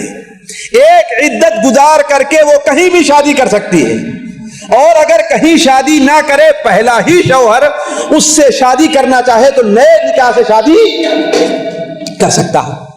اسی طریقے سے کوئی شخص اپنی بیوی کو 1 طلاق یا 2 طلاق دے رہا ہے، 3 مہینہ یا 3 حیض گزر گئے اور اس نے رجوع نہیں کیا، اب اس سے کیا ہے؟ جدا ہو گئی.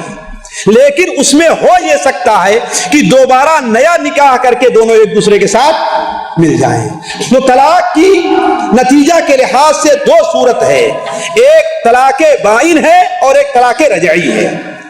طلاق رجعی یہ ہے کہ شوہر ایسی طلاق دے جس کے بعد رجوع کرنے کا حق حاصل ہے. مثال کے طور پر 1 طلاق دے دے یا دوسری طلاق دیا ہے تو 3 مہینہ گزرنے سے پہلے اپنی بیوی سے یا 3 حیض آنے سے پہلے اپنی بیوی سے رجوع کر سکتا ہے کہ نہیں؟ یہ طلاق رجعی ہے. اور طلاق بائن یہ ہے کہ طلاق دے دینے کے بعد رشتہ آپس میں ختم ہو گیا ہے. کبھی ایسا بائن ہوگا کہ کبھی دونوں ایک ساتھ نہیں رہ سکتے جیسے لعان کے اندر ہے, اور کبھی ایسی بینونہ ہوگی کہ جب تک دوسرے شوہر سے شادی نہ کرے دونوں ایک دوسرے کے ساتھ نہیں رہ سکتے, جس طریقے سے 3 طلاق کے بعد ہے. اور کبھی ایسا ہوگا کہ نیا نکاح سے شادی کر لیں گے. مثال کے طور پر ایک شخص ہے, اس کا صرف نکاح ہوا ہے اور بیوی کے ابھی رخصتی نہیں ہوئی ہے, وہ اپنی بیوی کو ایک طلاق دے دے گا تو اس کی بیوی اس سے جدا. اب اس کی بیوی کو اختیار ہے کہ کہیں بھی جا کر کے وہ شادی اس کے ولی شادی کر دیں.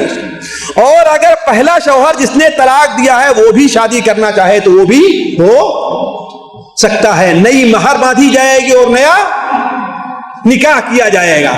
تو نتیجے کے لحاظ سے طلاق کی 2 صورتیں ہیں, کون؟ طلاق بائن اور طلاق رجعی. آخری بات جو طلاق سے متعلق رہ جاتی ہے وہ یہ ہے کہ دیکھیے ساتھیوں, پہلی چیز یہ ہونا چاہیے کہ جو مسائل ہیں, پہلا مسئلہ یہ ہے کہ طلاق صرف شوہر کا حق ہے, عورت طلاق نہیں دے سکتی. طلاق کس کا حق ہے؟ اسلام نے طلاق صرف شوہر کو حق دیا ہے بس. آج بہت سے لوگ اسلام پر اعتراض کرتے ہیں کہ جب شوہر کو طلاق کا حق ہے تو عورت کو طلاق کا حق کیوں نہیں ہونا چاہیے. اب یہ وقت نہیں ہے کہ میں آپ کے سامنے بتاؤں کہ اسلام نے یہ کیوں رکھا ہے کہ عورت صرف طلاق شوہر کے ہاتھ میں دیا ہے. اس میں بہت بڑی حکمت ہے. کیوں؟ اس لیے کہ عورت جذباتی زیادہ ہوا کرتی ہے. واللہ لوگوں کے حالات سن کر کے, سوالات جو آتے ہیں اسے سن کر کے اور دیکھ کر کے میں سمجھتا ہوں کہ اگر عورت کے ہاتھ میں طلاق کا معاملہ دے دیا جائے تو آدھی عورتیں تو شوہر کو طلاق پہلے ہی دے دیں گی اپنا. صحیح ہے, اس لیے کہ عمومی طور پر کسی مرد سے تھوڑے سے ان کے تعلقات ہوئے, وہ جذبات کی اندھی ہوتی ہے, فوراً شوہر کو طلاق دے کر دوسرے شوہر کے ساتھ دوسرے مرد ساتھ چلی جائے گی. تو اس میں بہت بڑی حکمت ہے کہ اسلام نے طلاق کا حق صرف شوہر کو دیا ہے. انما الطلاق لمن اخذ بالساق, جسے پڈلی پکڑنے کا حق حاصل ہے, یعنی اپنی بیوی اسے ہی طلاق دینے کا بھی حق حاصل ہے. لیکن عورت پر ظلم نہیں ہے. عورت کے لیے اسلام نے خلا کی اجازت دی ہے کہ اگر چاہتی ہے عورت تو خلا لے لے, لیکن طلاق نہیں دے سکتی. دوسری چیز یہ ہے کہ ساتھیوں طلاق کس کی واقع ہوگی؟ اس شوہر کو اختیار ہوگا طلاق دینے کے لیے. علماء کہتے ہیں کہ اس کے لیے شرط ہے کہ شوہر عاقل ہو. مجنون اور پاگل کی طلاق کا کوئی اعتبار نہیں. بالغ ہو, نابالغ بچہ اپنی مصلحت کو نہیں سمجھتا ہے. عاقل ہو, بالغ ہو اور صاحب اختیار ہو. وہ مجبور, ان تینوں کو آپ غور کریں گے, عاقل ہو, بالغ ہو, صاحب اختیار ہو, یہ 3 شرطیں نہیں پائی جائیں گی شوہر کے اندر تو ایسے شوہر کو طلاق دینے کا حق حاصل. مثال کے طور پر ایک شوہر عاقل ہے, بالغ ہے, لیکن صاحب اختیار نہیں ہے. عورت کے بھائی آتے ہیں اور کہتے ہیں طلاق دو ورنہ گولی مار دیتا ہوں. ہوتا ہے کہ نہیں ہوتا؟ زبردستی طلاق لے لیتے ہی نہیں لیتے ہیں. شرعی اعتبار سے یہ طلاق واقع نہیں ہوگی, اگرچہ ہمارے ہاں بہت سے لوگ فتوا دے رہے ہیں, بالکل غلط ہے. اس لیے انما الاعمال بالنیات. اگر کوئی شخص بھلا بتائیے, جیسا کہ قرآن مجید میں ہے, اگر کسی شخص کے پاس آتا ہے اور کہتا ہے تم کفر کرو, کافر بن جانے کا اقرار کر لوں گا, تمہیں میں قتل کر دوں گا, تو اگر وہ کہے میں کافر ہوگا تو کافر ہو جائے گا وہ؟ تو جب کافر نہیں ہو جائے گا تو اس کی طلاق کیسے واقع ہوگی؟ الا من اکرہ وقلبہ مطمئن بالایمان. تو اگر وہ طلاق نہیں دینا چاہتا, صرف ظلم سے بچنا چاہتا ہے یا قتل سے بچنا چاہتا ہے, اس سے طلاق لکھوا لیا جا رہا ہے تو طلاق واقع نہیں ہوگی. اس مسئلے کو سمجھ لیجیے. ہمارے یہاں بہت سے اہل علم غلطی کرتے ہیں اور کہتے ہیں ہاں بھائی اگر زبردستی بھی کسی طلاق لی گئی ہے تو طلاق واقع ہو جائے گی. طلاق واقع نہیں ہوگی. دوسری چیز یہ ہے کہ انسان کیا ہونا چاہیے؟ عاقل ہونا چاہیے. وہ مجنون نہ ہو. اسی لیے اگر کوئی شخص نشے کی حالت میں طلاق دیتا ہے تو اس کی طلاق واقع نہیں ہوگی. پاگل پنی کی حالت میں طلاق دے رہا ہے تو اس کی طلاق واقع. اس لیے کہ نبی کریم صلی اللہ علیہ وسلم نے ارشاد فرمایا ان اللہ تجاوز عن امتی الخطأ والنسیان وما استکرہوا علیہ. اللہ تعالیٰ میری امت کی 3 باتوں پر گرفت نہیں کرتا غلطی سے. یعنی کوئی آدمی اپنی بیوی کو طلاق نہیں دینا چاہتا لیکن اس کی زبان سے اچانک نکل گیا وہ, تو اس سے طلاق واقع نہیں ہوگی. اور نہ بھول, وہ جانتا ہی نہیں کہ یہ میری بیوی ہے. کسی نے کہا اس عورت کو طلاق دے دو, وہ جانتا ہے بچنے کے لیے کہ تو کوئی غیر عورت میری بیوی تھوڑی ہے, لیکن بتایا گیا کہ ہے نا یہ تمہاری بیوی نہیں ہے, اس کو طلاق دے دو. اب وہ طلاق واقع ہو جائے گی. کیوں؟ اس لیے کہ اس نے اپنی بیوی کو طلاق دینے کا ارادہ کیا ہی نہیں ہے. اور تیسری چیز یہ ہے کہ اگر کسی کو کسی پر مجبور کیا جائے تو اس پر بھی اللہ تعالیٰ میری امت کی کوئی گرفت نہیں کرتا. تیسری بات یہ ہے غصے کے اندر طلاق. سوال یہ ہے کہ کوئی آدمی بغیر غصے میں اپنی بیوی کو طلاق دیتا ہے؟ بہت سے لوگ کہتے ہیں مجھے بڑا غصہ آیا, ہم نے اپنی بیوی کو طلاق دے دیا ہے. لیکن ساتھیوں سننے کی ہے, اس کو سمجھیں. غصے کی 3 حالت ہوتی ہے. غصے کی 3 حالت ہوتی ہے. ایک غصے کی حالت تو یہ ہے کہ آدمی کیا کہہ رہا ہے, کیا ہو رہا ہے, اس کو سمجھ رہا ہے کہ میں کیا کر رہا ہوں, میں کیا کر رہا ہوں. ایسے غصے میں طلاق دی گئی طلاق واقع ہو جائے گی. دوسرا غصہ یہ ہے کہ آدمی اس قدر غصے میں آ گیا کہ وہ کیا بک رہا اسے اس کا ہوش نہیں رہتا. جیسے بہت سے لوگ ایسے غصے میں آتے ہیں کہ ان سے پوچھا جائے تم نے کیا کہا کیا کیا ہم نے.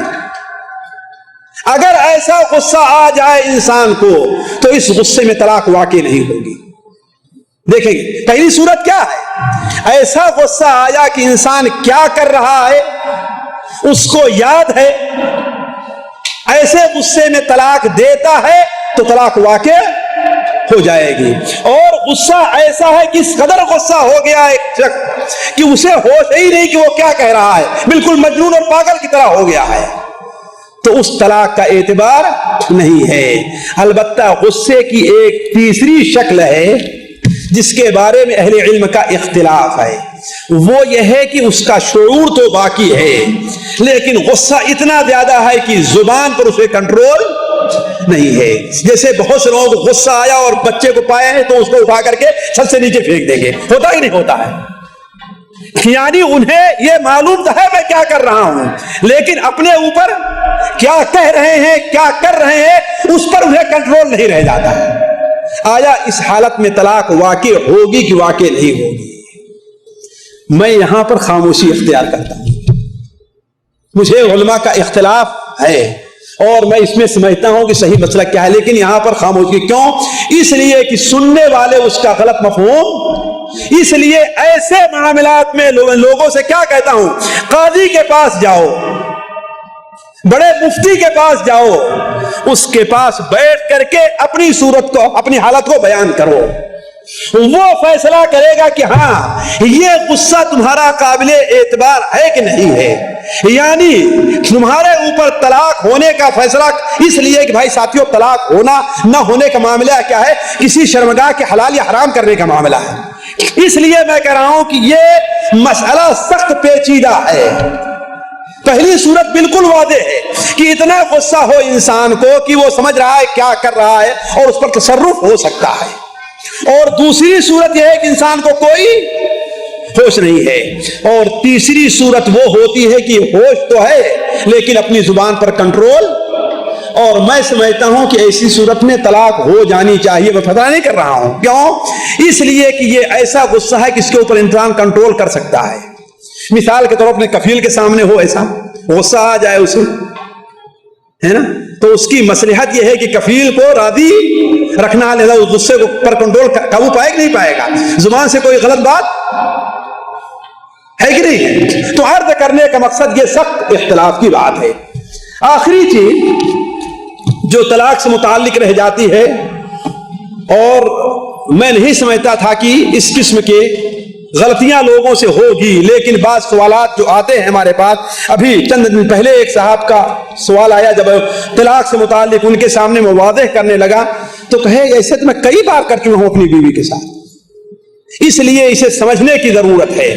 ساتھیوں، یہ کہ ہنسی اور مذاق میں طلاق دینا، ہنسی اور مذاق میں طلاق دینا، طلاق ساتھیوں واقع ہو جائے گی۔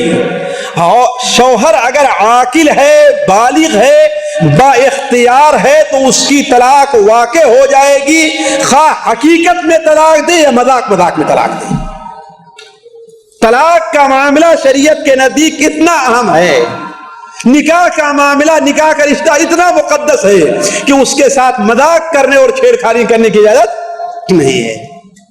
اگر کوئی شخص اپنی بیوی کو مذاق میں کہتا ہے چل تجھے طلاق دیا ہم نے، چل تجھے ہم نے چھوڑ دیا ہے، ہوتا ہے کہ نہیں ہوتا ہے، تو ایسی حالت میں طلاق واقع ہو جائے گی۔ اس لیے اس کو اچھی طریقے سے سمجھ لینا چاہیے۔ میاں بیوی دونوں کھیل رہے ہیں، شوہر کہتا ہے کہ چلو اگر ابھی تم چاہو تو میں تمہیں طلاق دے دیتا ہوں، وہ کہتی دے دو طلاق، ہنسی مذاق میں کہتا چلو تجھے طلاق دے دیا، ہو گئی طلاق۔ اگر نیت ہے طلاق بولنے کی، چاہے مذاق میں ہے یا حقیقت میں ہے، سنجیدگی میں ہے، تو طلاق واقع ہو جائے گی۔ اس لیے اس کو سمجھنے اور سمجھانے کی ضرورت ہے۔ نبی کریم صلی اللہ علیہ وسلم کا فرمان ہے، حضرت ابو ہریرہ رضی اللہ عنہ روایت ہے سنن ابو داؤد میں، ترمذی میں، مسند احمد اور متعدد کتب حدیث میں، کہ 3 معاملہ ایسا ہے کہ جس میں سنجیدگی بھی حقیقت ہے اور مذاق بھی حقیقت بن جاتا ہے۔ سنجیدگی بھی حقیقت ہے اور مذاق بھی حقیقت بن جاتا ہے۔ نکاح، کوئی باپ مذاق میں کہے، یا کوئی بھائی جو اپنی بہنوں کا ولی ہے، اپنی بہنوں کا ولی ہے، اس کے والد نہیں ہیں، مذاق میں کسی سے کہے، کوئی کہے کہ ہاں بھائی کیوں اپنی بہن بیٹی کو بیٹھایا ہوا، مجھ سے نکاح کیوں نہیں کر دیتا، ان کو مجھ سے اس کا نکاح کیوں نہیں کر دیتا، میں تیار ہوں اس سے شادی کرنے کے لیے، وہ بھی مذاق کہ چلو ہم نے تمہارے ساتھ اس کی شادی کر دی، تو شادی ہو جائے گی ساتھیوں، شادی ہو جائے گی، وہ اس کی بیوی مانی جائے گی۔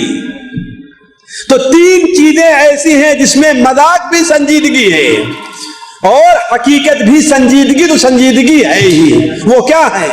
نکاح ہے، طلاق ہے اور آزادی ہے۔ بعض روایات میں کیا ہے؟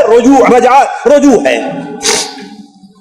تو اس چیز کو سمجھ لینا چاہیے کہ طلاق کا معاملہ ایسا ہے، نکاح کا معاملہ ایسا ہے جس میں کھیل کرنے کی گنجائش نہیں ہے۔ اگرچہ یہ چیز مذاق میں نکاح اور طلاق ہمارے یہاں 2 میدان میں بہت کھل کر کے پایا جاتا ہے، ایک یونیورسٹی اور کالجز میں، اور دوسرے فلمی دنیا میں۔ اگر شرائط پائے جا رہے ہیں، یعنی ولی کی اجازت ہو اور ایجاب اور قبول ہو جائے، تو نکاح واقع ہو جائے گا، خواہ نکاح کرنے کا مقصد ہے یا مقصد صرف کھیل کرنا ہے۔ تو اس مسئلے کو بھی سمجھ لینا چاہیے کہ مذاق میں طلاق واقع ہو جاتی ہے۔ ساتھیوں، یہ چند چیزیں ہیں جو آپ کے سامنے طلاق سے متعلق رکھی گئی بڑے اختصار کے ساتھ، جسے ہر انسان، ہر شادی شدہ جوڑے اور ہر شادی کا ارادہ رکھنے والے مرد کو جاننا اور سمجھنا چاہیے۔ اس لیے کہ بہت سے لوگ اس مسئلے کو نہ سمجھنے کی وجہ سے بہت سی بھیانک غلطیوں کے اندر واقع ہو جاتے ہیں، پھر اس کے بعد مولوی صاحب لوگوں کے پیچھے دوڑتے اب ہم کیا کریں، اب ہم کیا کریں۔ سبحانک اللہم و بحمدک، اشہد ان لا الہ الا انت، استغفرک و اتوب الیک۔